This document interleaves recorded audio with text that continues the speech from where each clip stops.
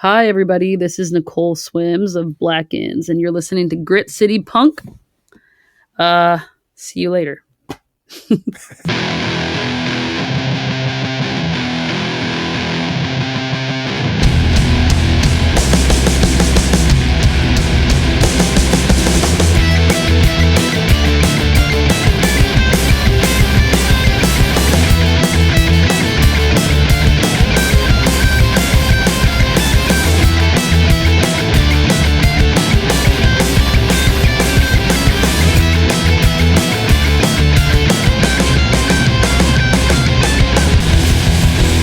Jiggle Down Productions. Hey friends, welcome back to Grit City Punk, Tacoma's #1 punk rock, DIY, hardcore, alternative, music and variety show, hosted by me, Jeremy. What the heck is up? It's been 2 weeks. As always, it's been 2 weeks since I last spoke to you, and we've had a lot of great stuff happen since then. Grit City Punk's own Now That's What I Call Punk Volume 4 show at Real Art last weekend was freaking incredible. I want to thank all the bands and all the people for showing up. It was an amazing show. Just a quick recap here. We had Sneer coming down from Seattle. They were a lot of fun. Just absolute anarcho, fuck you punk rock. And almost as if destined to happen, some old dude in a MAGA shirt came in right before their set started, and he was like walking around, like showing everybody his shirt. He wasn't saying anything to anybody, I don't think, but just walking around like trying to show that, hey, I'm in a MAGA shirt. And let me tell you, the kids in Sneer were not having it. They called him out several times, told him to get the fuck out. We don't want you here. You don't belong here. Take your fastest shit elsewhere. And things got a little weird for a minute. I wasn't sure if what was going to happen. Apparently, he went to management and complained, threatened to call the cops because we violated his First Amendment rights. Apparently, I don't know. He got his money back for the ticket, which I don't even know why he was there in the first place. He's like this old dude, but he had a couple of kids, and apparently his wife. I don't know. It was weird. He left about midway through Sneer's set. So other than just some shit talking, that was uneventful. Thankfully, Bench Scraper up from Portland, Kitchen Core, famous hardcore boys from Portland. God, I love those guys. Their set was so hard. And I think they left a really good impression on everybody. We left a good impression on them. So thanks, guys. Thanks, everybody in the audience, everybody at Real Art. Thank you, because we made a great impression on them. They want to come back bad. So that was cool. Really happy with how that turned out. Kids on Fire came up next and just absolutely played just an amazing set. Those guys really know how to write a good catchy pop punk song, skate punk, if you will. Stormboy headlined, of course, and their set is always electrifying. I don't know how else to put it. Amazing, incredible, dope, cool, fun. It was all of those things and many more. You know, we had a good turnout. Everybody in the crowd seemed to be having fun. There were some little kids dancing. That was always cool to see. So yeah, That's What I Call Punk Volume 4 came and went. Really awesome. All the people that I've talked to at that show and at previous shows over the last month or two, you know who you are. I appreciate you, and I can't wait to see you at the next show. Hopefully you're at Ratfest, which is coming up. That's the next big thing for me. There was also a show after my Real Art show, Stargazy Pie, Grizzly. They were at Slice of Life. There was actually 2 other bands before them that I couldn't even see because the place was so packed I couldn't get in, which is a good problem to have. One was All Friends Here. The other one was Shayla Jasmine. They sounded good from the parking lot.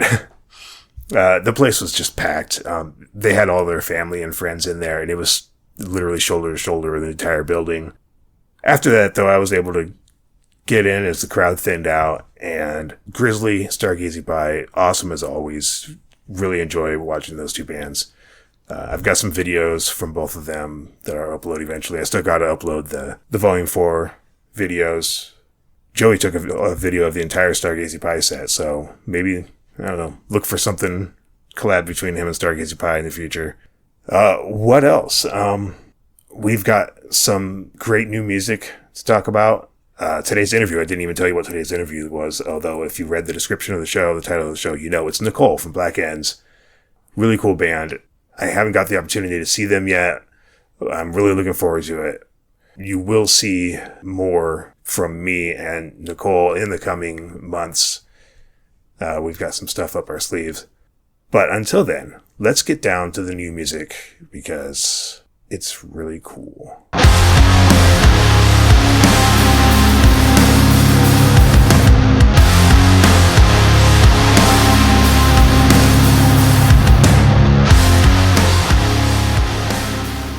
All right, new music releases. Let's get into it. First off, I want to bring up that collab project between Regana from Olympia and Drowse from Portland. That EP finally dropped. It is so freaking cool. If you like really heavy music, if you like really melodic, cool atmospheric stuff, it's got it all. It's like hardcore meets shoegaze. I don't know. It's really good though, and it's like a concept piece. I know I've talked about it before. 2 singles dropped before, and the EP is out now. You can buy the vinyl on Bandcamp or from the Flenser record company merch store. I don't know exactly what it is. But this project is really dope, and you should go check it out. I'm actually not going to play another song because it's only 4 tracks, and I've already played 2 of them. One was actually like an edit of one of the songs. The first track is like, I don't know, like 18 minutes or something. It's really good though, and I definitely recommend listening to it. Find it on streaming platforms, buy it on vinyl, support them on Bandcamp. It's a really good project, and I cannot promote it enough. Go check it out. Next up, something I will play for you, came out last weekend. Stargazy Pie dropped a brand new single. Finally, we get new Stargazy Pie music a year and a half after her Pacific Northwest Itis, which is still one of my top albums from the scene. One of my top albums from last year. It's so good. And this song, like, I don't know, if you like the Sully screams, it's got Sully screams. It's got a sick breakdown. Jack, as always, is just a master of his craft at writing a good vocal, a good lyric, good melodies. I guess Logan actually kind of put the whole song together, mixed and stuff. This is a huge step forward for the band, I think, as far as their recorded catalog. It sounds so much fuller than anything they've done previous. And I just can't give this song enough praise. It's called Black and Blue. They've been playing it for a while, maybe the better part of this year. But the recorded version is out. It's streaming everywhere. It's on Bandcamp. Go check it out. Drop them some money on Bandcamp. This song freaking slaps. This is called Black and Blue. It's from Stargazy Pie.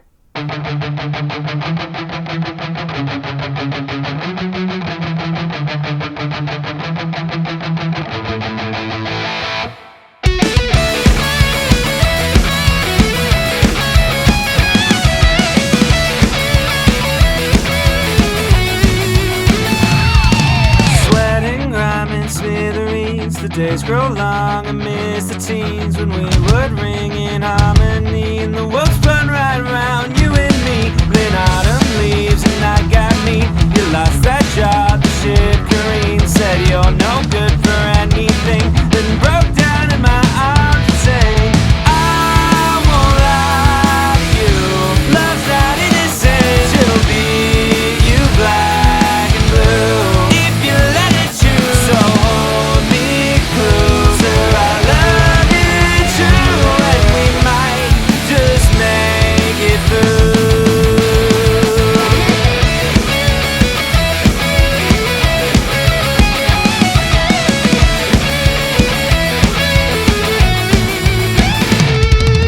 You grow limp and I stress clean, a war-torn mess, imagining, and I can't stand how I'm perceived. Love me, but don't look at me while I ignore the things you need. You grow cold, bury me, a symphony of silent screams. Don't give love till we get rain.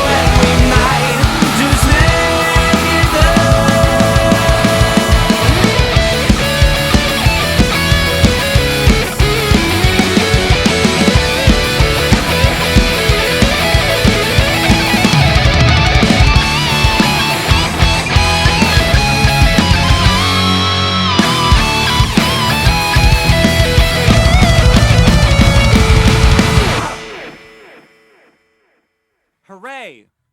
Next up, it's Live It Out Loud season. The Live It Out Loud Class of 2025 compilation album has been released. It's on Bandcamp.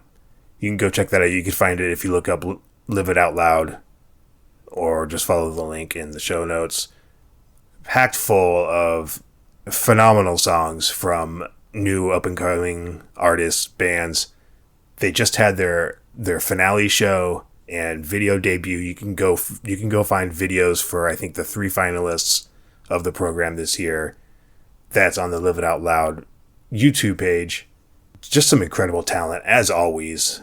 Apparently, it looks like 2 bands from this year's program are continuing as they were formed, without any changes. Still yet to be seen if anybody else is going to come up from this, but the 2 bands, Panatela, they think they only played so far just the Live It Out Loud stuff, but they will be at Ratfest, so that will be their first real booked show after Live It Out Loud. And I'm going to play their song for you right now because it's really cool. It's called Fever. This is Panatela from Live It Out Loud 2025.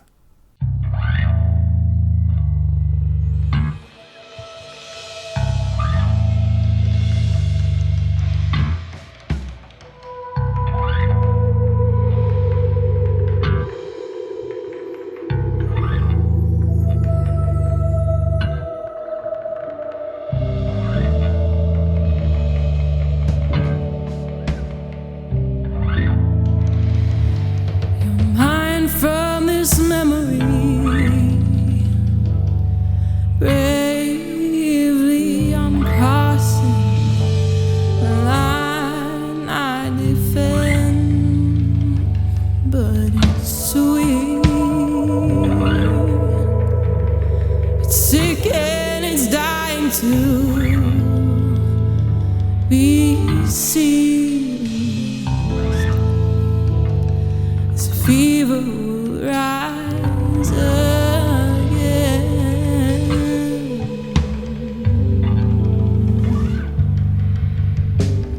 and I don't wanna relive more tomorrows. It's bitter work, I hate the taste I swallow.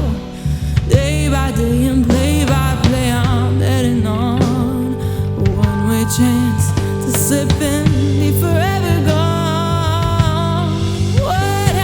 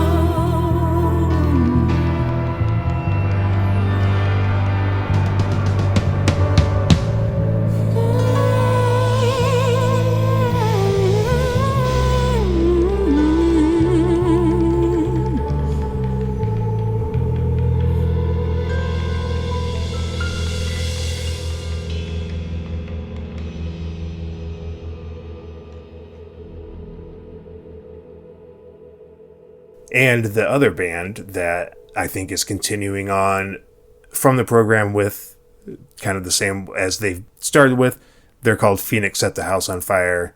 They played also at the finale show. I tried to get them for Rap Fest, but that just didn't line up right. But I think they will be continuing on. Time will tell. I'll keep you posted.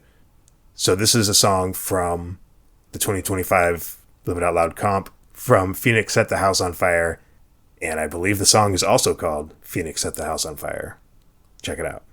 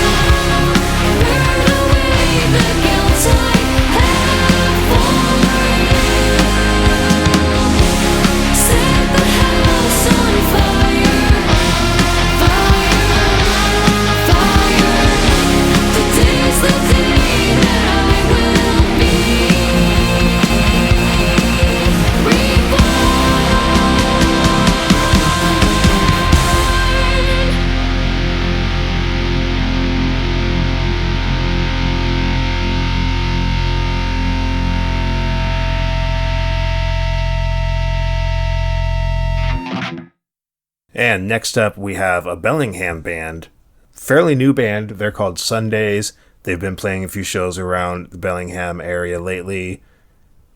They actually played with Stargazy Pie about a week or two ago. And they just dropped their first single. It's called Stay Here Anymore. And this song is really cool. It's got dual vocalists, which is really cool. Really melodic, kind of heavy post-punk kind of sound. I like this one a lot. I'm excited to see where this band goes from here. And if they ever play further south, I would love to check them out. So this is the band Sundaze with Stay Here Anymore.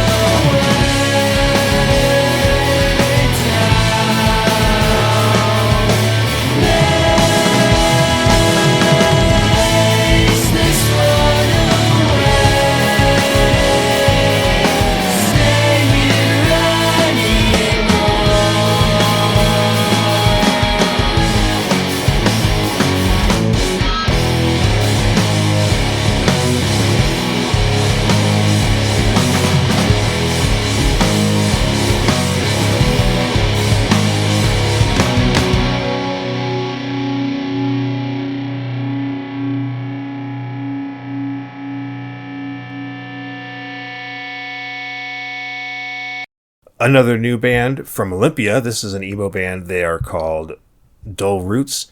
They just dropped their first single called Gloomy, and you can hear it here right now. Remember, go check out these bands. Go to their Instagram page, Facebook, Twitter, whatever. Follow them. check out their Bandcamps if they have them, or drop a link below. All these bands are Grit City Punk seal of approval stamped. So go check them out. And this is Dull Roots with Gloomy.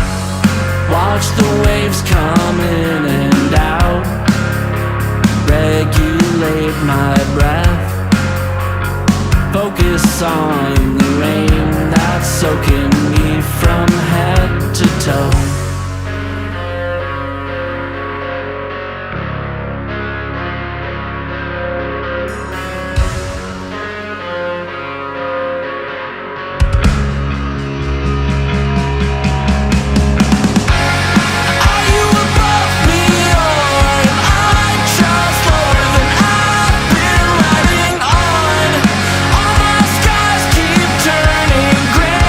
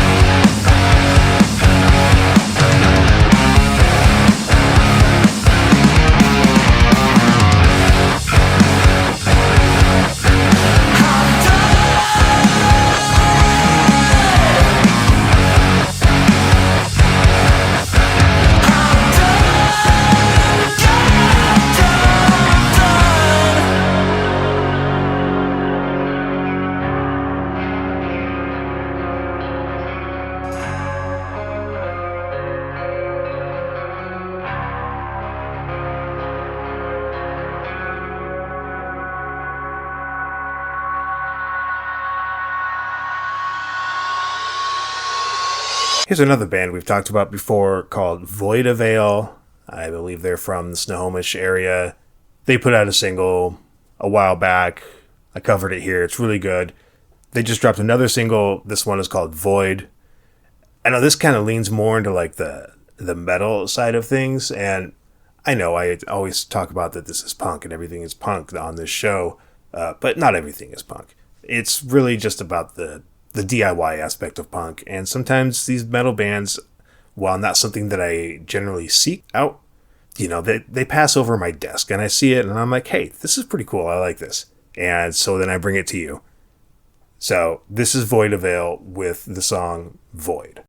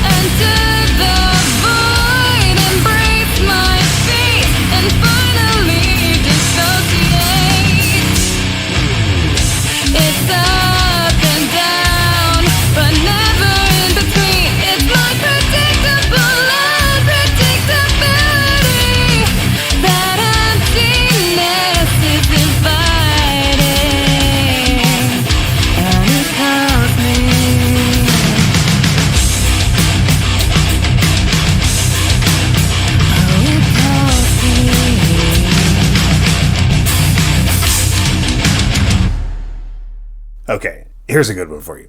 A lot of Bellingham representing this episode. This is a brand new Bellingham hardcore band called Saw Trap. They just released a demo. It's obviously a demo. It's home recorded, like in a garage or a basement. I'm assuming straight to phone or straight to cassette, something. It is rough. It is a basement demo, but it's fun, and I like this kind of stuff. The band is called Saw Trap. Their demo release is called Shitposting for Buddha. It's 5 songs on one track, totaling 11 minutes. It's got some samples in there, some sound clips. It's only on Bandcamp. So, honestly, go check this out. I pulled one song out of the 11-minute track. It's called Arm the Queer. This is Saw Trap. Check them out. Hopefully we'll be seeing some more from them, some shows, and some more professional recording in the future, because I like this kind of stuff. Vamp is a member of Dead Cell. Born in Romania, his specialty is knives. But I guess you know that by now. When he was just a kid, he lost his family to a terrorist bomb that went off in a church they were attending. His body pierced by a crucifix, Vamp was buried under the rubble for 2 days before he was finally rescued. During those 2 days, he survived by feeding on the blood of his family to quench his thirst. That was how he acquired a taste for blood. So that's why they call him Vamp. No, Vamp isn't for vampire, it's because he's bisexual.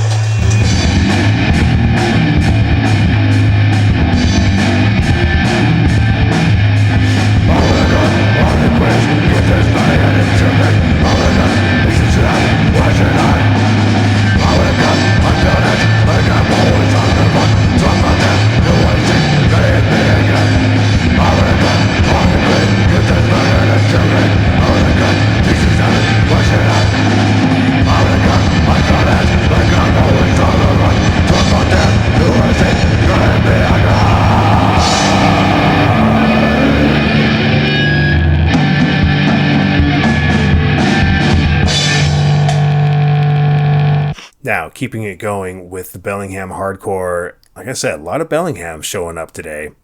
I don't know what's going on up there, but keep it going. This next band is from Bellingham. They're called Lesion. This came across my desk from Paperclip, also from Bellingham. They share a member. I'm not sure the exact relationship there yet, but this is a brand new band called Lesion. They've dropped an EP called Demonstration. Again, I'm pretty sure this is only on Bandcamp as well. And if you like Paperclip, you're going to love this. I mean, this is just straight up metal-leaning hardcore. This is the band Lesion. And I'm going to play from their Demonstration EP, a song called Coven.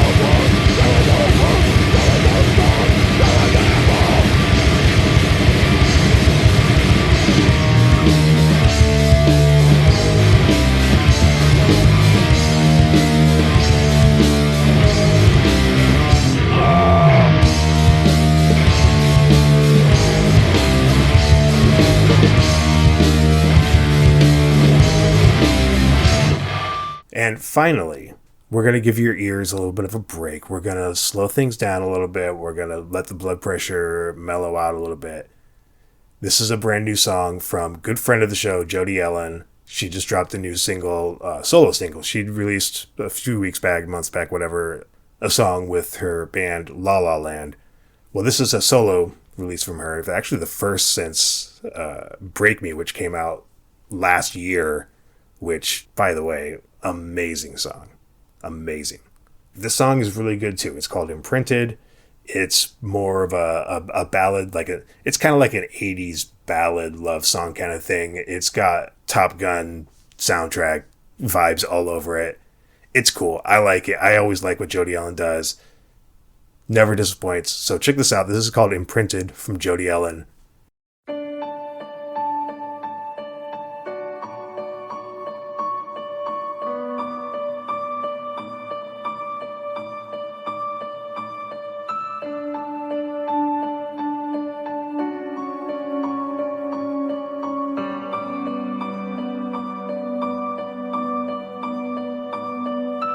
You left your mark on me, imprinted casually, in all but just one touch. I wanted it so much.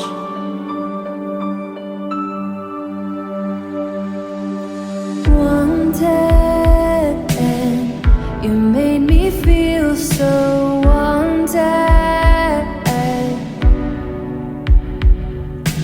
Thoughtless, and I'm still buried in your mess.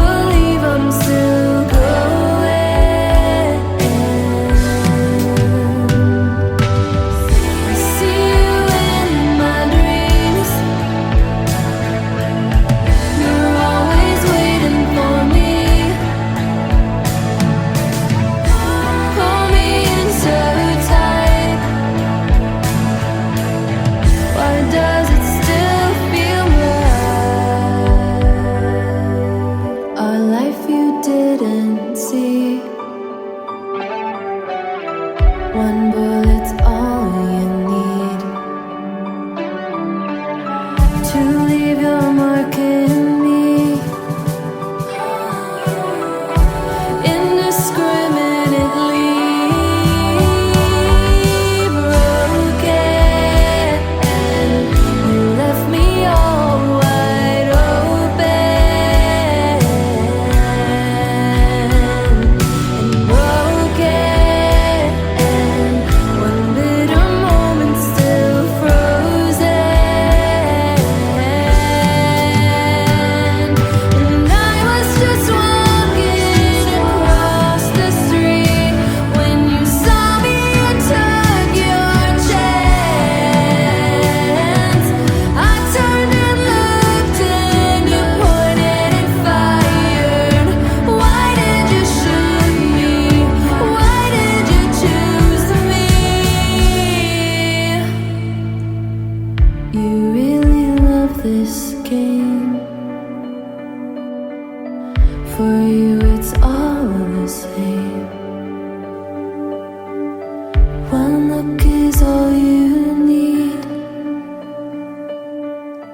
and you imprint on me. I am Nicolle from the band Black Ends. I play guitar and I sing. I write the music as well most of the time. No, all the time. I just wanted to be modest, but So a little inside baseball here. We don't know each other. We've never met. I've never seen your band. Mhm. The extent of our talking has been just to set up this interview, which is novel because most of my interviews have been with people that I had previously met already. So this is right. new. So how did you get into punk music? Oh, great question. I was pretty young. Well, the thing is, I got into like very shitty like metalcore when I was a kid, Okay.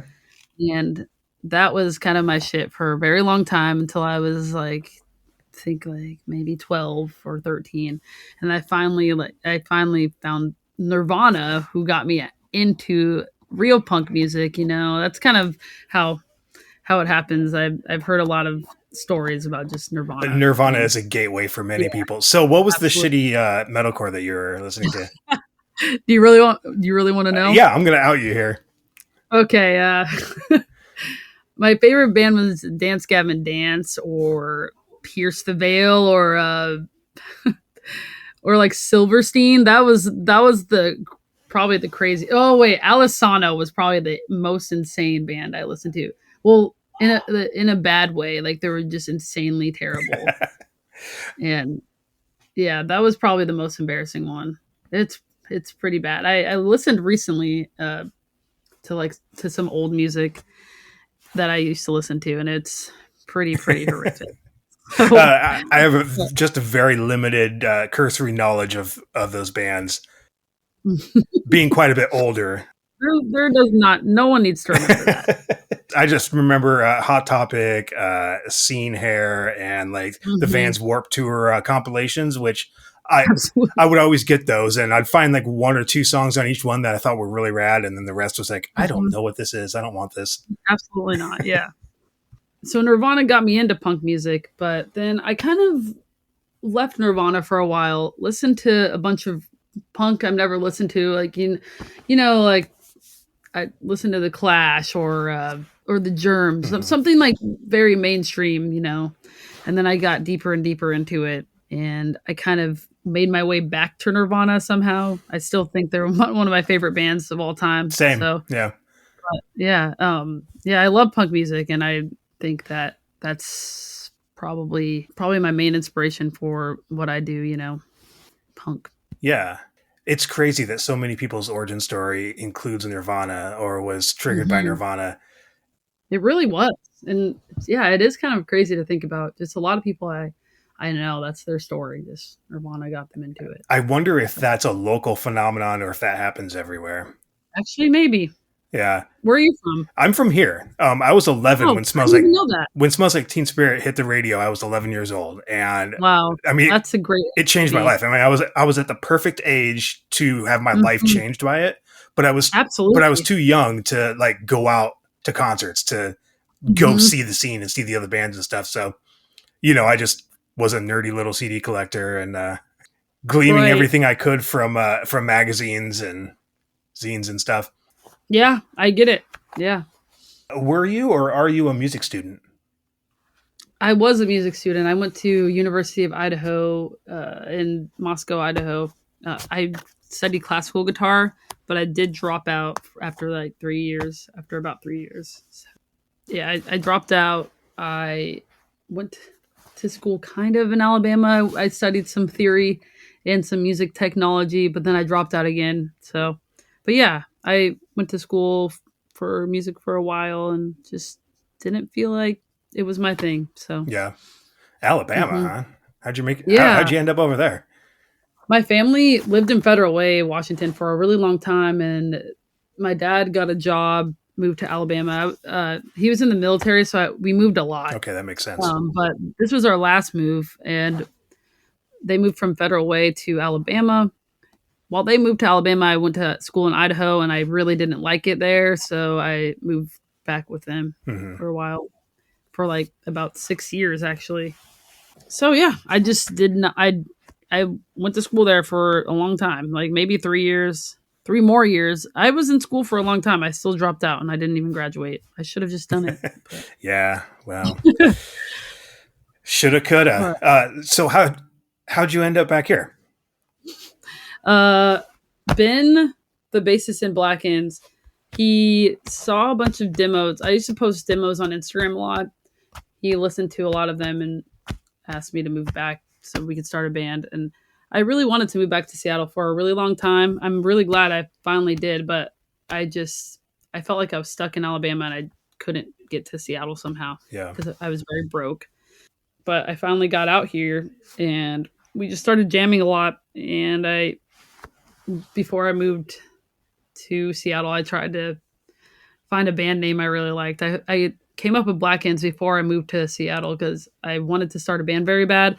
And I was like, when I move to Seattle, I have to have a name first before anything. So, but yeah, he asked me to move back and I was already planning on it. So That was just the catalyst you needed. yeah, exactly. I've known Ben for a really long time. He was my best friend in college. He went to University of Idaho as well. Okay. This all Yeah. makes sense. Yeah. Okay, so we're jumping around a little bit here, but you mentioned you sorry. already had the name for Black Ends. So tell me Mhm. about that. How did you settle on that name? Well, I was doing a lot of things. I was just kind of looking around the house or just looking at things or reading books and just being like, what would make sense? Coming up with a band name is very weird. It is. It's very hard.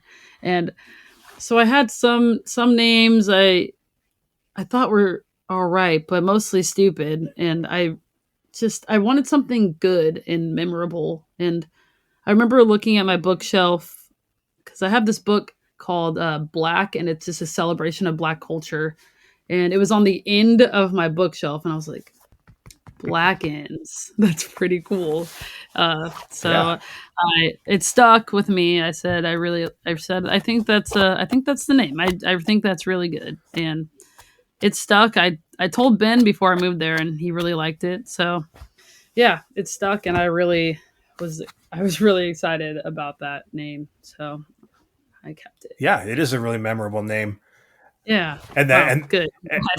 well, and that's funny. You're like, so I'm gonna move over there. I already have a band name. So like, so you better like the band name. Yeah, truly. I was very excited about it. I was like, if you don't like this, that's gonna suck. Yeah, that might be a deal breaker. I still have I always put that book. I still have that book. I always put it at the end of my bookshelf. Every time I move or anything, it's always at the end of my bookshelf. Yeah. And I make sure I really like that book. It's a really beautiful book. Yeah, that makes sense. Yeah. So you studied guitar, classical guitar.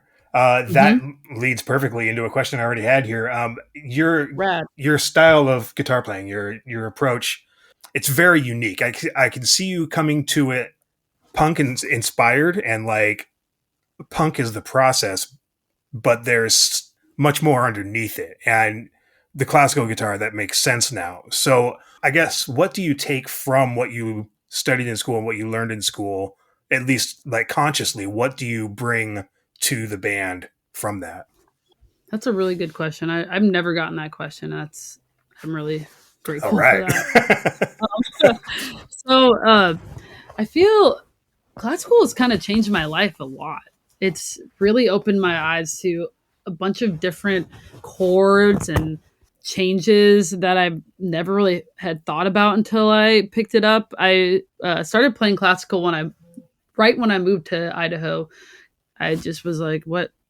How do I keep playing guitar and make this part of what I do daily? And classical was kind of the only thing that existed for me in Idaho. So I picked it up, and I was actually pretty scared to study it. I did not know what I was going to get into. I've never played it. Never had played it until I was 17 in college. I just didn't know what was going on. So what was But your history with guitar before that? it was all electric. I never even played acoustic before. Had you taken professional lessons, or were you self-taught at that point? I was taking, so I self-taught a bit, and then I finally started taking lessons with this guy named Steve Lynch from Federal Way School of Music or something. He was a cool guy. Shout out Steve. I was playing electric until I was 17, and then just got into classical because of college. That's really it. Yeah, I feel like it's really brought into the way that I play guitar is it just I think of classical first, and I don't really see any. I love punk and like the punk chords and all of that, but it is underlying. Classical is underlying in all of what I'm playing. It really changed my life and the way I just make music in general. I don't know how to. I'm really bad at answering sometimes, answering questions, but Yeah. yeah, I don't do a lot of interviews and I get nervous. But Don't be nervous. We're just chopping it up here. okay, so I'm actually looking at my classical guitar now as I'm thinking about the answer. I mean, I'm just curious how you approach writing and performing the way that you do now. You know, what parts of the classical training come into that? Do you think about it, or is it just kind Oh, of in your DNA and you just aren't even aware? Or I feel like it's both, but I definitely try to incorporate it every time I'm playing any or making up anything. It's definitely always on my mind, and it's just definitely part of me. I've been doing it for a very long time now, like about 15 years. I don't know, but I've been playing classical for a long time. Maybe not that long, but it's been a very long time. And it's definitely a part of me now. Every time I go to write a riff, I just have that, that part of like that part of music in me. I really love classical music in general. So, and I still play classical, like I still go to classical guitar lessons and all that. So okay, I'm still doing that outside of anything. Yeah, like I don't even go to I don't do electric guitar lessons or any of that. But I really love classical guitar lessons because it really helps me learn new things, new chords, new scales. It's very cool. Yeah. It's a good tool, and I think everyone should learn it. Even especially punk musicians, I feel like they all should learn classical. It really opens up your mind to doing more things. Yeah, I was always intimidated by it myself. Mm-hmm. You know, I I come from a very garage rock, very like classic rock meets punk and grunge kind of background on guitar, Right. and for a very brief time, I was curious about like maybe I should see about learning some classical guitar, and I was just way too intimidated. I hear that. Yeah. I mean, I come from a very grungy background too, but it makes it unique and really fun. Yeah. It's really fun. Yeah, because I noticed when listening to your music, I noticed a lot of things that about your guitar playing that I guess I couldn't really put a name on it, but since you mentioned the classical, that totally makes sense, and it's just like lighting up all these receivers in my brain. There's this thing that I always associate with the Pearl Jam song "Rearview Mirror." I don't know that one. Okay, well, it's like arpeggiated riff, Okay. like with like one or two drone like open notes or whatever, but it has like this kind of like rolling, bouncy feel. where like it almost feels like it's like going up and down, and then like it comes around in a circle. Like if you just space out and listen to it, it feels like it's a wheel or something, you know? Okay, yeah. Sonic Youth did that a lot, although they did it with like discordant Absolutely. harmonies and stuff. I love Sonic Youth. Oh, thank sure. God. Okay. Because I heard some of that in there too. Oh, absolutely. I love that band. Okay. So Amazing. I guess this is more of like a gear question. Nice. I love it. Okay. Because a lot of your songs, particularly on the EP, Stay Evil. Oh yeah, for sure. It almost sounds like the guitar is out of tune. Now, maybe it's like excessive amount of tremolo, or maybe it's like a flanger or something. I'm not quite sure, but like it's kind of jarring at first. It's like, whoa, Yeah. is that out of tune? But then it settles, and then you're like, oh, no, okay, that's the effect. Right. Yeah. It's actually a pitch vibrato. It's out of commission now, but it's one of my favorite pedals of all time. It's a siren, pitch decay, pitch vibrato, and the harder you play, the more it goes fucking insane. And it's probably my favorite pedal of all time. But yeah, I have it on every record, but that record in particular, I just turned it all the way up. Yeah, it's very, very prominent there. Yeah. Yeah. I wonder if you can. I haven't listened to Psychotics Few in a while, but I guess it's kind of subtle on that album. It's a lot more subtle. It's there in a few songs, but it's more subtle. Mm-hmm. Yeah. Yeah. But and I wasn't sure if that was a choice or if that was like a production thing, but I feel like, so I just wanted to do something a little different. I felt like I was using that pedal for a lot of things to cover up. Not to cover up, but it just felt like it was covering up some cool musical ideas or parts that were going to be on Psychotics View. So I wanted to just kind of tame it down a bit. Mm-hmm. But I might turn it back up the next album. You should. At least for a few songs. Yeah. So what does punk mean to you, like as an idea, as a concept? I feel like punk is whatever you want it to be in a way where there's a lot of passion and a lot of love in it. It just means being who you want to be and being whatever. I don't know. Not really, though. I don't know how to explain it. It's obviously just being yourself and loving what you do and being passionate about the things that you're doing, musically. But sometimes saying that, like, oh, it's just about being yourself. Like some people suck. So I don't really. Some people are trash, and be yourself, but unless you're an asshole. It's also about like community and being there for your friends and being there for each other. Being free to play the music you feel is good. Just make it good. If it's good, then that's what matters. And if you feel good about it, that's what matters. I just think that punk is freedom to be who you want to be and do what you want to do, but take care of each other as well, Yeah. Yeah. It's the crossing of that libertarian and communal mindset. Absolutely. Yeah. Community really, really matters, and just being there for people and trying your best not to be nihilistic about things. I feel like a lot of people are very nihilistic in the punk community, especially. And I think community will help basically everything. Once just be there for each other. And yeah, no more infighting and all that bullshit. I think that it's really important to build and grow. Yeah, I just don't like the nihilism that's in the community right now. It makes sense, but I don't think we're broken. I think that it's gonna get better. Yeah, we're in hell, but it will get better.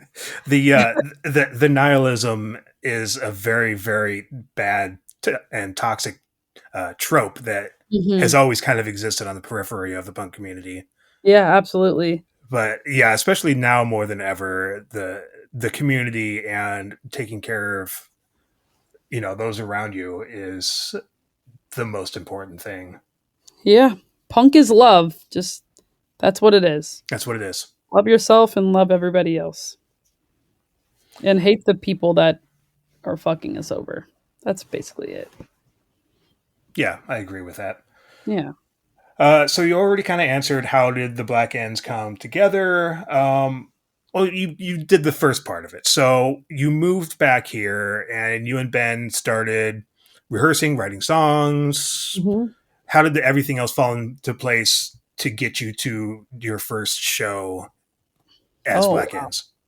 Well, there's this guy named Jacob. I don't really know how he heard of us. He just, I think maybe over Facebook or something. This was back in 2019. We played our first show.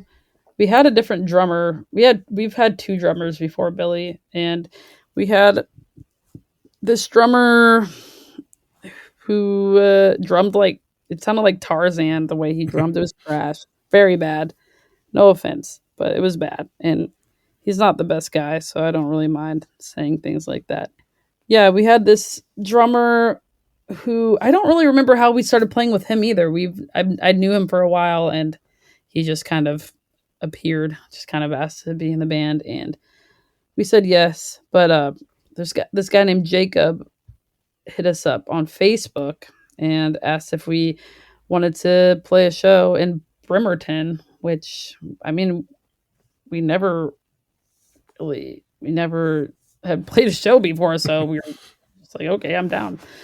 This was my first band ever. I've never been in a band before Black Ends, so I didn't really Wow. know how any of this worked. And so yeah, Jacob booked the show, did all that. We played at the Hi-Fi in Bremerton, and I forget what month or date it was, but yeah, we played a pretty empty show, obviously. But yeah, that's kind of how it happened. What is gunk pop? Gunk pop. We get this question a lot, and I always change the answer, but it's it's just fucking diarrhea guitar chords and poppy bullshit. I don't know. It's just I just kind of wanted to create my own genre so people wouldn't put us into a box. So Yeah. I just made something up. It's not grunge punk though. I hate when people think that's what that is. It's not. That's not what it is. It's just I don't really know because I don't really think about think about that anymore. It's been so long, but I feel like I really liked that. I just really like gross things. I really love gross things, and I really love beautiful, pretty like things that smell good. And then I like just the grossest shit that smells bad. And I was like, I want to put that together somehow. Gunk And and pop. yeah, Yeah. and I wanted my music to sound like that. I don't know, Okay. like some gritty, gross lyrics mixed with some beautiful melodies. Yeah. Yeah, Gritty, grimy guitar yeah, tones yeah. that are almost hiding the actual beauty of the riffs and the melodies. Right. Yeah. Yeah. I feel like I could probably do better. I could probably get more gritty about my guitar tone and stuff, but I do like that it's more clear, and I do like the grittiness too, but I think the gunk lately is in the lyrics, Hmm. But yeah, like Tom Waits is kind of gunk pop to me where his lyrics are absolutely insane and then the songwriting is just beautiful melodies all the time. So, Yeah. hmm yeah, that's gunk pop, I guess. Perfect. So, what has been a favorite experience of yours so far with the Black Ends? Probably that's our second time in Europe. That was a really beautiful tour. It was so fun. We've met so many great people on like touring and things. I feel like that my favorite show of all time was actually in Seattle though at the pier we recently did. That was a beautiful show, and the energy was absolutely just everybody was so cool and so welcoming. But I feel like that show was a highlight recently. The Europe tour that we did, earlier this year was definitely a highlight. I really liked this show we played in Germany. I forget what city, but it was a venue called Griffgrund. I'm actually wearing the scarf I got from there.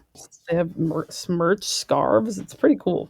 Yeah, no, amazing, amazing show. That was probably one of my favorite Black Inn shows of all time. That's been a really cool experience. I think I've met a lot of my heroes through Black Inns, which is really awesome too. Like Lori Goldston. Yeah. That kind of changed my life.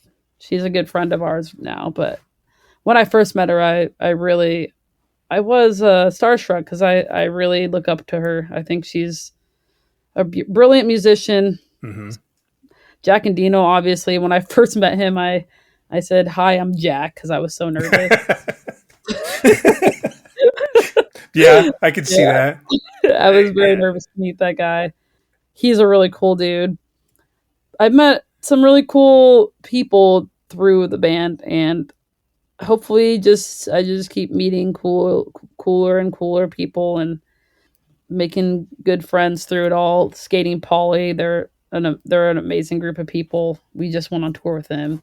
That was really fun, and I really love meeting the good people in my life through music. It's been really fun. I feel the same way. That's Mhm. a neat thing about doing this podcast is I get to talk to just really incredible people that I would Yeah, normally not be able to meet or talk to. So absolutely. it's cool. It's probably a great way to do that. It is. So scarves. I feel like that's an untapped merch It game right really there. Like is. if I, bands had their own scarves, it's so smart. I'm yeah. gonna do it. Don't give anyone that idea yet. I'm gonna do it first. Okay, I'll edit that out. This is really comfy. It's a beautiful scarf. Yeah, I'm like gonna, honestly, any kind of like unconventional merch, I think is cool, and people should do it more often. absolutely. And so you've been to Yeah. Europe twice. Mm-hmm. How does that go? I mean, like I'm assuming that you contacted a European booker and just kind of got everything set up through them. Yeah. How insane is that? It's a really intense experience. So Jonas, who booked both of the tours, he hit us up first. He just asked if we were interested in going to Europe, and we were like, "Yeah, of course. That sounds amazing." And we didn't really keep in mind how much money that would be. But we really, really wanted to go. It was an insane amount of money and an insane way to the first tour. We did not know what we had in store, so it was kind of a hell tour, but it was still amazing. It was just really hard. All of the tolls there are so expensive, and just getting used to driving on the wrong side of the road in the UK, and getting used to not really knowing where we were or what we were getting ourselves into. All the empty shows, obviously, that we're not going to have people there most of the time. The Right. first tour was really rough, but the second tour was pretty amazing. The turnouts were a lot better, and we knew what we were doing this time around. It's a little painful to get all the way out there and just kind of spend so much money, and you just kind of broke the whole time. Yeah. It's pretty rough, but it feels worth it. It's really a really good time once you settle into things, because we were on tour for like 7 weeks. We were in Wow. Europe for 4 weeks, 4 of those weeks, and you settle into it. You get used to the money and the time on the road, and it was hard though. It's hard to get there. It's hard to rent all the gear. It's very expensive to do all that, and yeah, it can be pretty painful of an experience, but it's worth it. Yeah. So you hear that, kids? You want to be a big rock star? You want to go on tour? It's not glamorous. It's Yeah, hard. You it's lose hard. money, but A lot of it. if you love what you're doing, then it's worth it, right? It is. It always is. So tell me about your songwriting process. Lyrics, music first. Any specific inspirations? I mean, where do you draw Oh inspiration yeah. from? Are you one of those people that just constantly writes down stuff, or are you like a cram at the last minute, like, hey, I need to get this thing sorted out? Well, it depends on the song. Most of the time, the music comes first, and I'm just kind of singing gibberish over it until I find something that makes sense. But uh, a lot of my songs are definitely poems I write a lot of poems. I write all the time, and I have lots of journals and all that. And I just once I'm working on a song, I just bring out my notepad and jot things down that sound good, or I write a poem to a melody sometimes, or sometimes I look through my notebook and get poems from there to make lyrics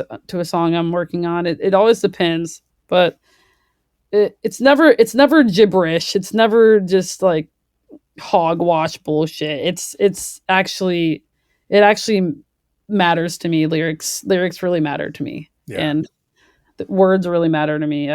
I definitely want my lyrics to stand out from other people's, and I really love poetry, and I love putting words together that make sense, don't make sense. It's really fun for me, and I feel like I'm better at writing things down than I am at talking, and I feel like it's just poetry really means a lot to me, and I that's what I do. I have melodies first, kind of just play around on my guitar until something sounds cool, and then either I'm just singing until something comes out, and then I jot it down, or I take a page from a book or like a journal that I'm working on.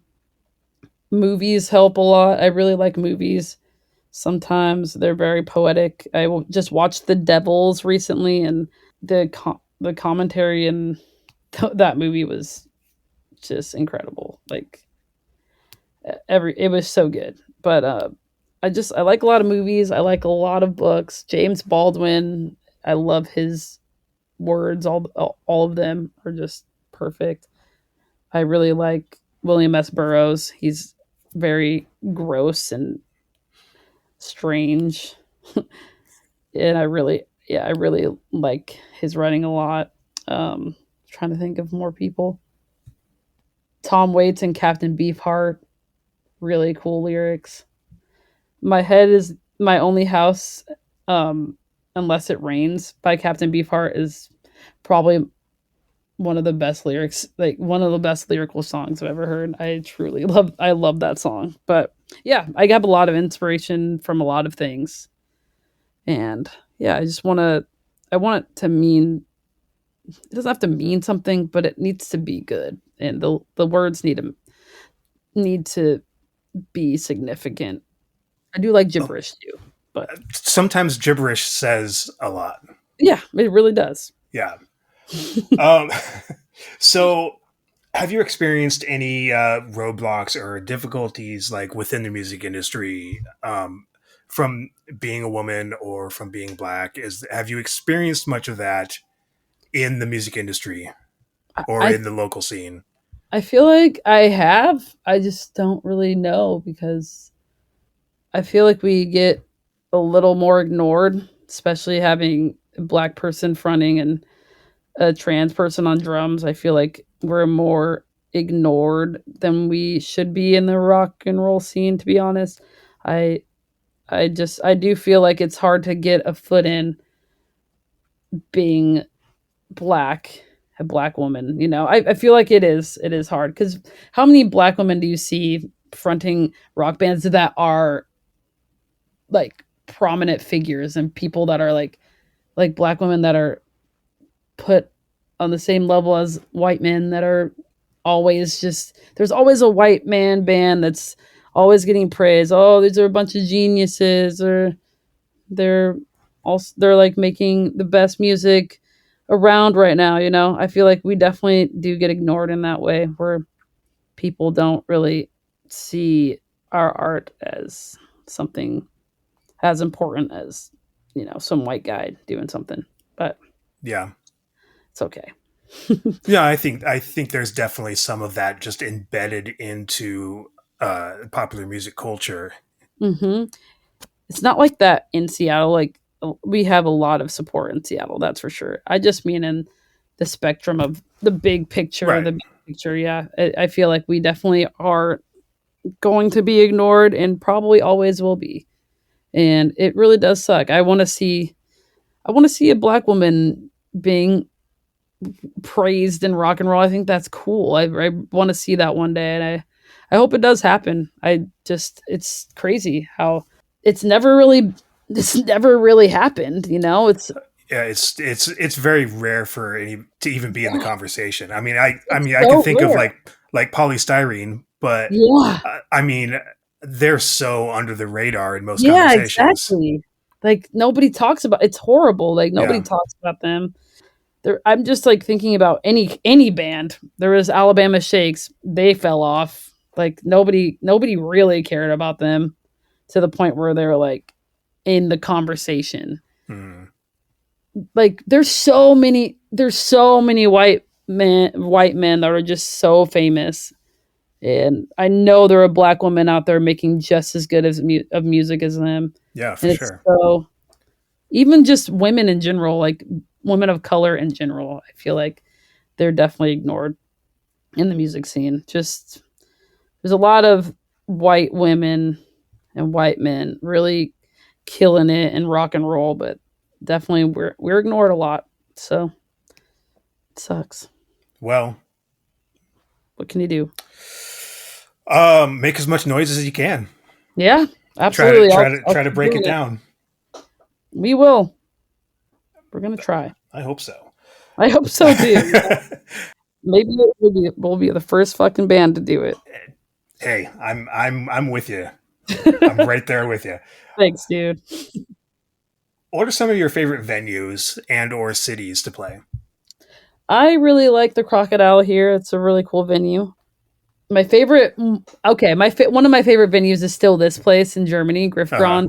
I mean, It they was had scarves. I mean, what's not to they like? had they had a thrift store inside of. Okay, so this lady lives at this house. It looks like a warehouse kind of. She lives on the in the attic floor, and then she hosts shows in her living room slash I don't even know her living area, and she also has a bunch of clothes that she just sells on the side in her thrift store that she just made up. She just made a thrift store. That's probably the coolest venue I've ever been You to. just described real art in Tacoma.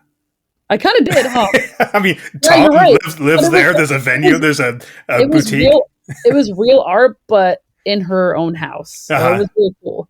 It was a really cool experience, but it is kind of like real art. I never thought about it like that. Yeah, Yeah, that's a great venue too. it I really is. like real art. That's an underrated venue.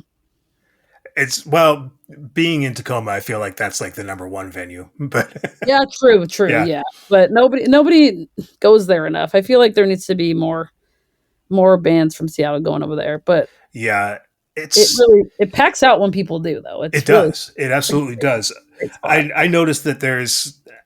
I mean, and I've known this my whole life, but Seattle and Tacoma are so close geographically, Hmm. but so far culturally, and it's Yeah. because of that damn 45 minutes to 2 hours and 45-minute freeway drive. Yep. That's It's really just, it. I love Tacoma. I think it's a great spot.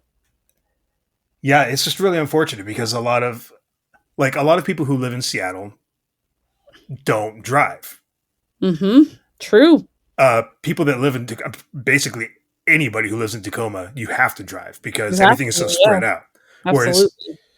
and so that is a huge barrier for the Seattle bands and the Seattle fans to come down to Hmm. Tacoma. And then Tacoma, there's just this stigma. It's just this, giant wall that's like, oh, that's Seattle. That's a big deal. That's I'm gonna have to plan out Really. my whole day. Wow. Yeah, it is kind of. I mean, it's a lot. I wish it was easier. Should make that train. Yeah, we need a fast train Yeah, that goes from exactly. Tacoma to Seattle. Be amazing. Yeah. Yeah, there's some really cool Tacoma bands, and Real Art is just really great. I really like Blind Heresy. They're cool, Hmm. cool guys. Alex File is really cool too. So what other types of genres are you into? I really like black metal. I really Okay. like grindcore, and I like thrash metal, and I really, really like uh 80s pop music a lot. That's my thing. Listen to a lot of 80s music, Okay.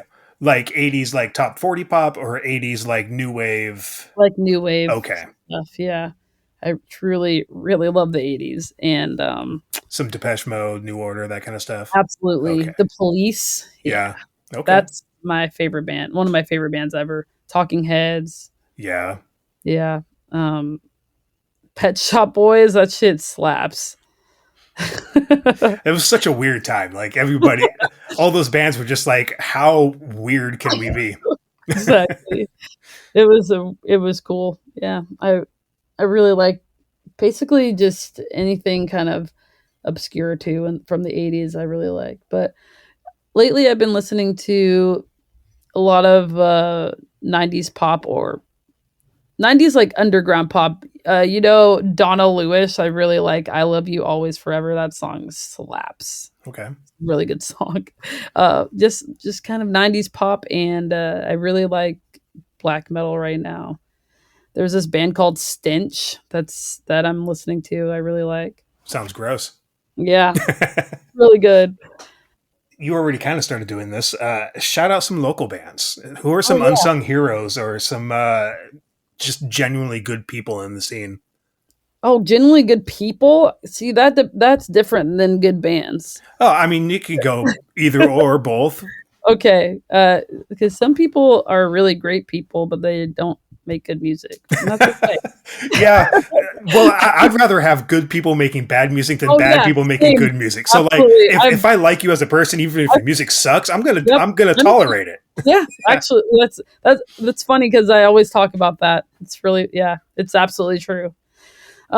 Stoneyard, I truly love that band. The recordings are amazing. Their live show is amazing. They're really sweet people. I That's really one like I've never heard of before. yeah, Stoneyard. They're Okay. awesome. Really, really great. And Ryan, the lead singer, he's really inspired by a lot of the music I'm inspired by. Elliott Smith, Jeff Buckley, Nirvana, and we have good talks. And he's a really cool person. And Stoneyard is amazing. The Maya Experience, Mhm. amazing. I really like. Let's see. It's hard because yeah, there's a lot of great people in this scene. Flesh Produce, awesome band, amazing people, just so sweet. I love them a lot. Anthers, also another great band. You want me to do more undergroundy bands that like don't get as much attention in Seattle?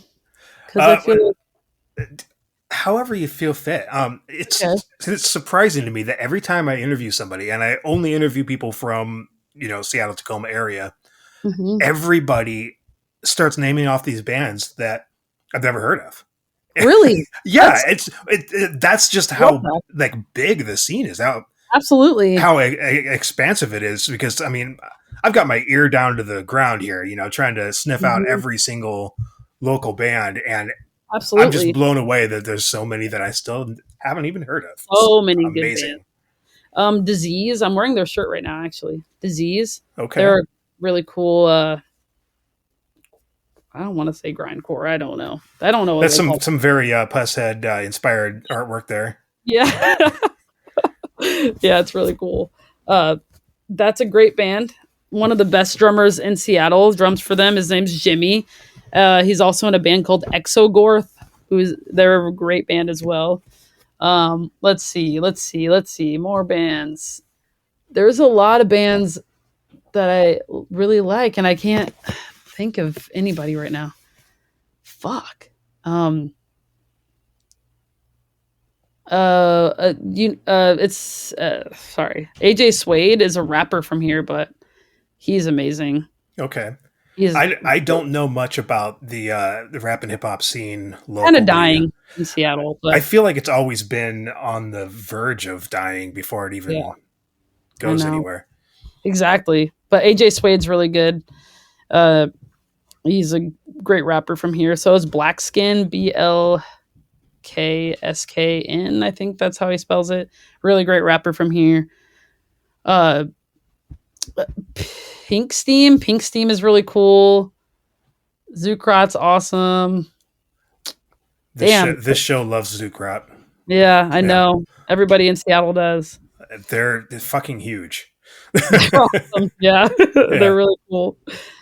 Um, shit. I don't know. There's just everybody's making great music, yeah. and there's There's so just many cool so many people. bands, so many bands. It's fucking awesome. So besides music, what else are you passionate about? Drawing. I love to draw. Okay, I really like gear. I really love. Well, you said besides music. I mean, I guess that's kind of the same, but yeah.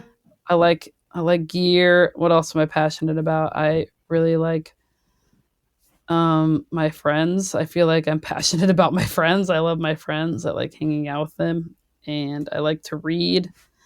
I'm very passionate about politics and community. I really like music. That's kind of yeah. Yeah. Drawing is number one too. Like drawing and music are my passions for sure. I really love to draw. I do it all the time. Have you ever played classical guitar publicly? Yeah, absolutely. Okay. Tell me Yeah. about that. It's you mean classical pieces or just played my classical guitar? Like either or. I mean, have you done shows Yeah, as a absolutely. classical musician? Yeah. I've played some shows, just solo shows here and there in Seattle, where I'm playing classical and singing. Or I played one gig back in Alabama where I was playing actual classical guitar and classical music, no singing, just me playing classical, and that was terrifying. Honestly, it's really scary. It's a really hard instrument, and Yeah. once you get nervous, I don't know. It's not fun. I'm not good enough at guitar to get nervous and not just fuck up everything, you know. It happens to everybody. Yeah, classical is a very hard instrument, but yeah, it's pretty terrifying playing that kind of stuff to other people. Even though a lot of people don't know much about it, if you're messing up or not, but it's still scary. Yeah, Um, it's one of those things where like you have to play it as it's written. Like mhm, there's no wiggle room. Like exactly, virtually any other genre, you can at least you could take shortcuts or you could improvise a little bit here and there. With classical, exactly. it has to be exactly It as has it's to be written. exact. And if Yeah. there's anybody there that knows and you Oh play it yeah, it wrong, gets yeah, weird. then you're done. Yeah, But I mean, most audiences probably don't know the material that well, so unless you like make a really sour note or something, you probably wouldn't exactly. know. Yeah. Yeah, That's why I kind of like metal music because they use a lot of classical guitar influences in their in yeah. their tunes. So It's not a very widespread mixing the classical with more punk type of music. yeah, that's why I really want to do that because it's in a lot of metal. It's not in a Yeah, lot of punk. no, I really like incorporating that into punk music. It's cool. yeah, it's very very unique. And like I said at the top of the interview, like your guitar style and your playing, it like immediately stood out to me. Like, whoa, this is different. This is not what I was expecting to hear. Rad. And it just Cool. you could hear that there's underlying things happening there. So what's next? What's next for Black Ends? We're almost at the end of the year here. What's Mhm. 2026 looking like for you guys? Hopefully, we have a record out next year. We're writing a lot. We're going on a writers retreat again. We did it last year, where we just go to our our friend's cabin in the woods and just write and write. We were doing that for like 2 weeks straight. It was so cool. We're Yeah. gonna do it again in Quilcene, Washington. Yeah, we're gonna do that for a while. We're gonna record some demos in November. I think no, December 18th. We're gonna go into the studio and record some demos, and hopefully we have an album very soon. We're trying not to overthink it. Yeah. If people like it, they like it. If they don't, they don't. It's gonna be a little slow. Maybe it's gonna be slower. I don't really know. It's gonna be a little sadder. I know that it's gonna be more melancholy, Mhm. but yeah, no, yeah, we're just trying to not think too much and just keep it going, keep the momentum, keep doing cool things we like. And yeah, we have a lot of influences we want to incorporate into the next one. Ben is the biggest jazz head in the world, and Billy really likes emo shit. We're not going to do that. Okay. Well, but she really likes harder music, and she loves pop music. So I think we're at a good start. We have been practicing these songs, and they sound really cool, and I'm stoked about them. So hopefully other people will be too, or not, and that's okay too. It's all right. I mean, as long as you're doing it the way that you want to do it Exactly. unapologetically. So we're gonna. But it yeah, sounds like you have a really, really crazy stew going on there with the influences. Yeah, absolutely. It's just- really cool. I really love listening to the things they like to. They like Ben only listens to jazz. I don't think I've ever heard him listen to anything else, which is a lot of the reason why the bass is so fucking. I don't know. He's so good at bass. It's absolutely crazy. It's very jazzy the way he plays, and I love that about Ben. He brings jazz to punk, and that's very cool. It's like a really cool thing to hear. He really likes Jaco Pastorius, and it really shows, And all right, well, Nicolle, thank you so much for doing this interview and being on the show. And thank you for having me. Yeah, hopefully of course. We're all right. I think they were absolutely okay. Interviews are very hard. Tell me about it. That was Nicolle from the Black Ends. Nicolle, thank you so much for joining me on the show. It's a great interview. I had a lot of fun talking to you. And stay tuned, because Black Ends has some more stuff coming up, but also specifically Nicolle has a project coming up with me that you're going to want to hear about, and you're going to hear about probably next episode. Until then, this is a song from Black End's most recent album, I guess only LP, Psychotic Spew. This song is called Pretend to Be.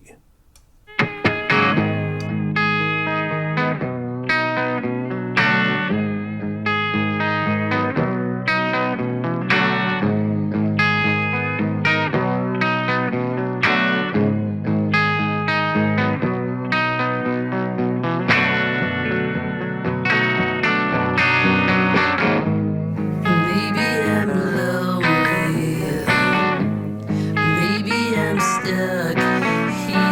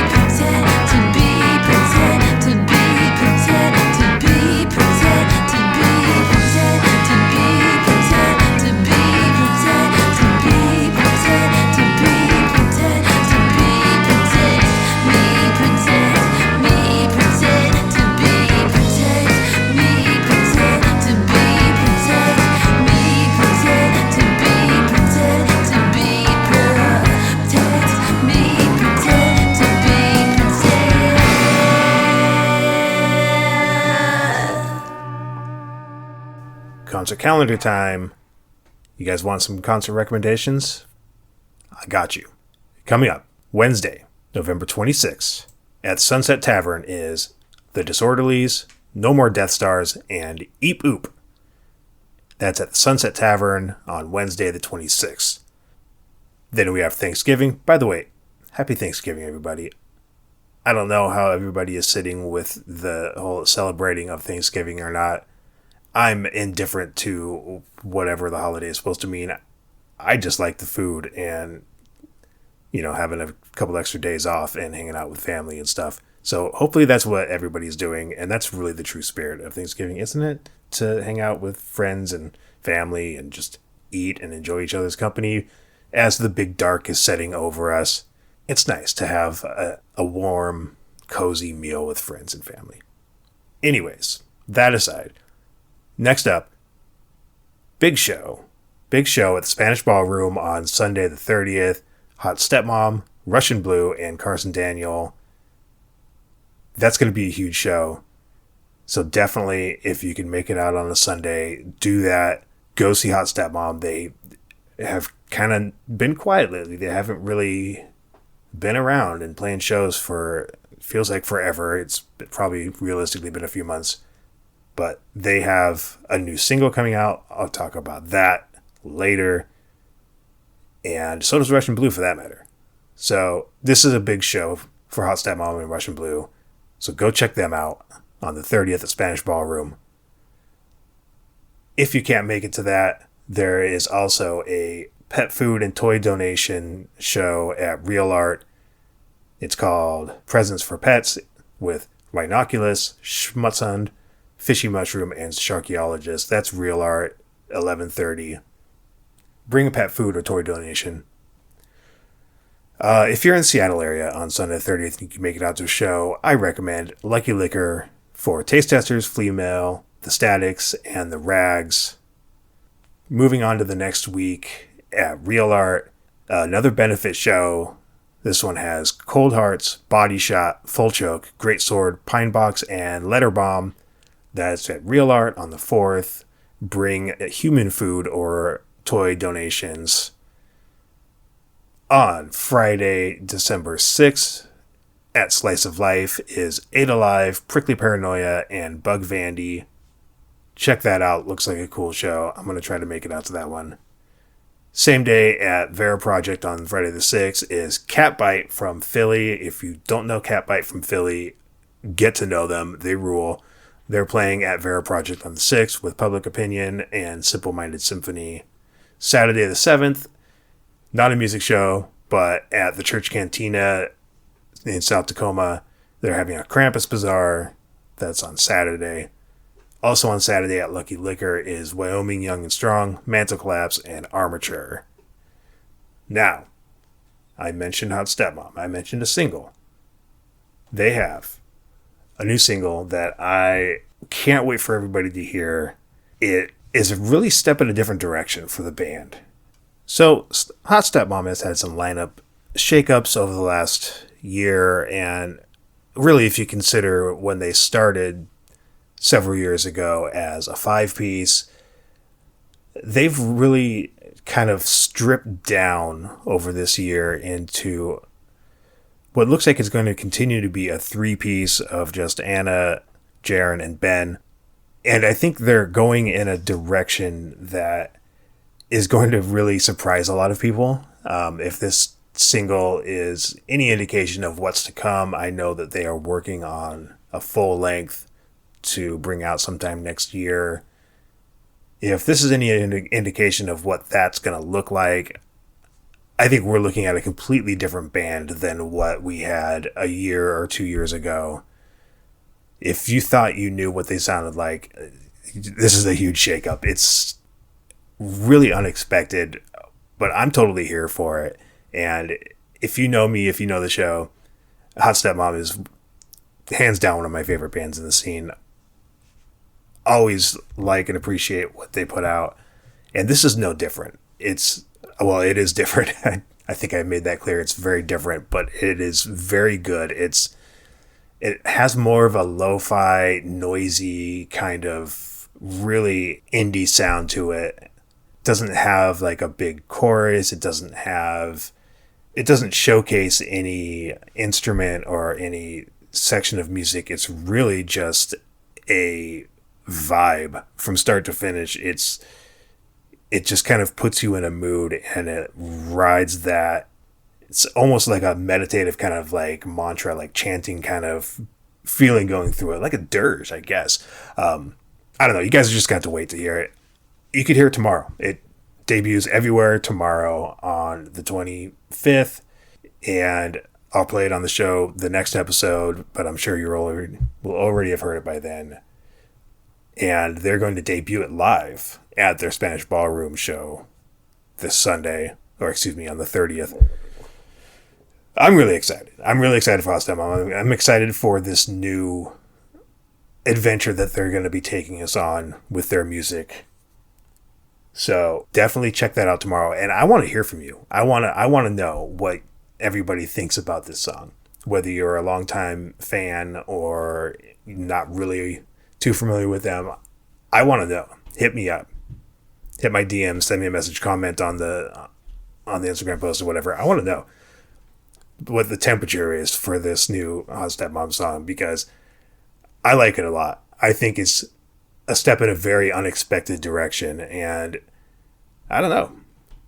Could be some hot takes out there, but I'm all for it, and I hope you are too. And I've been rambling about that for a while, but I'm just going to go ahead and say that you need to check it out. Also, coming up in the near future, we will have a new Rat Utopia experiment single, and also the band Eep Oop. They dropped an album last week. I wanted to cover it on this episode, but I thought we were getting pretty thick with new music already, so I'm going to save that for next week, because I haven't really had a chance to listen to it yet anyways, so I want to give that a chance before I talk about it and play music from it. But as always, check out the bands that I talked about. I cannot stress it enough. The Regana and Drowse EP called Ash Souvenir.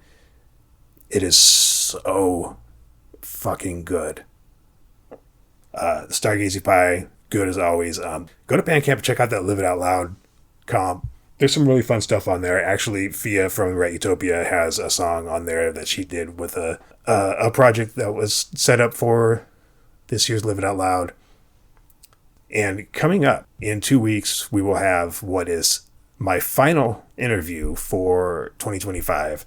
That's with Zaylee from Zaylee Hayes. We had an awesome conversation and interview. I'm really looking forward to putting that out. I'm excited for that band to see what's going to come from them. They have big plans for next year, and I hope everybody's along for the ride, because I certainly am, and I like what they've been doing. So that's my interview for the next episode. After that, I will have a year-end wrap-up episode. That will also be a Rap Fest kind of wrap-up episode as well. And for that, I want something from you. I want to know your highlights from the year. What were your favorite albums? What was your favorite concert of the year?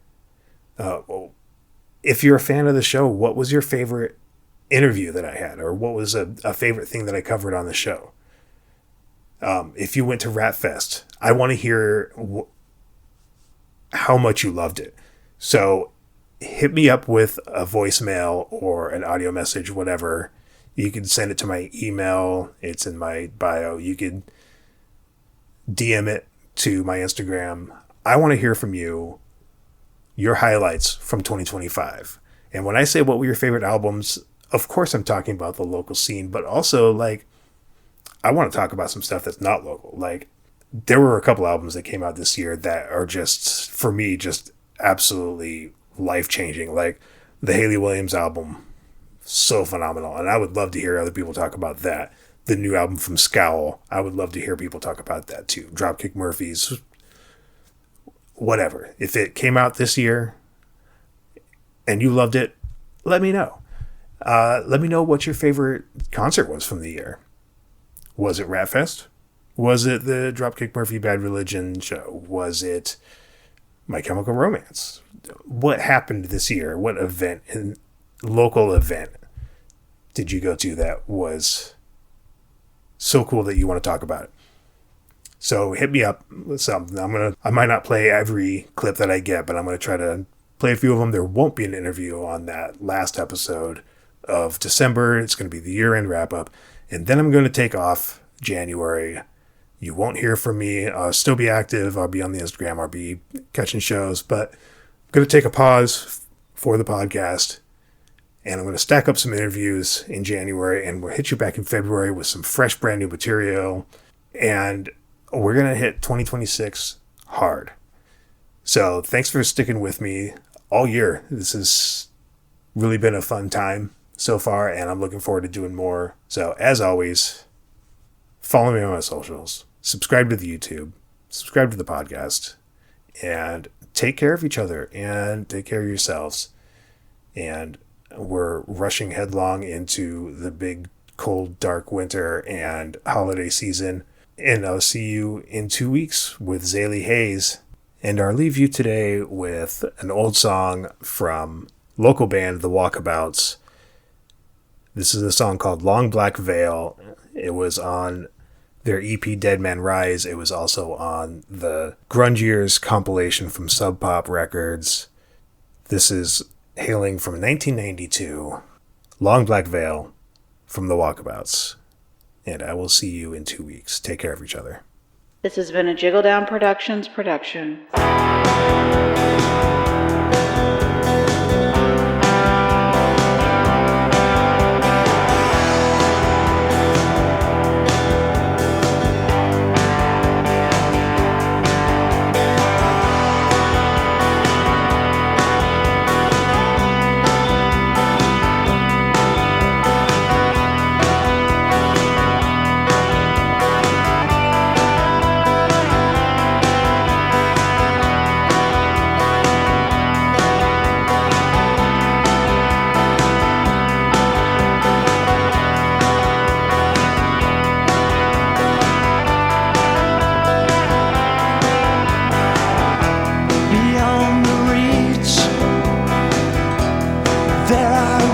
Of tender hooks, and not one seems to justify a second look, and not a soul is found to tear them hooks on down. Famous times tattooed on this burlap skin in gun cold days, shot to pieces above my head. Oh, tell me who's that clown who pulled this veil on down? Long black veil, long black, long black veil, long black.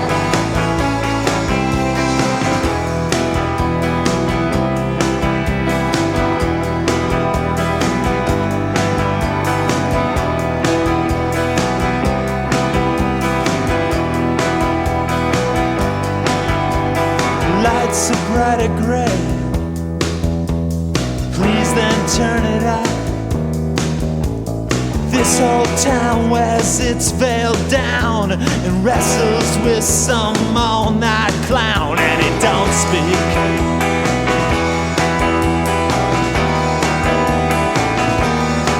And it don't sleep.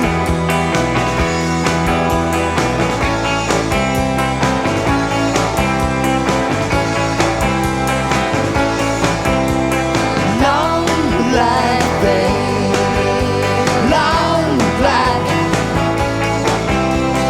long black veil, long black.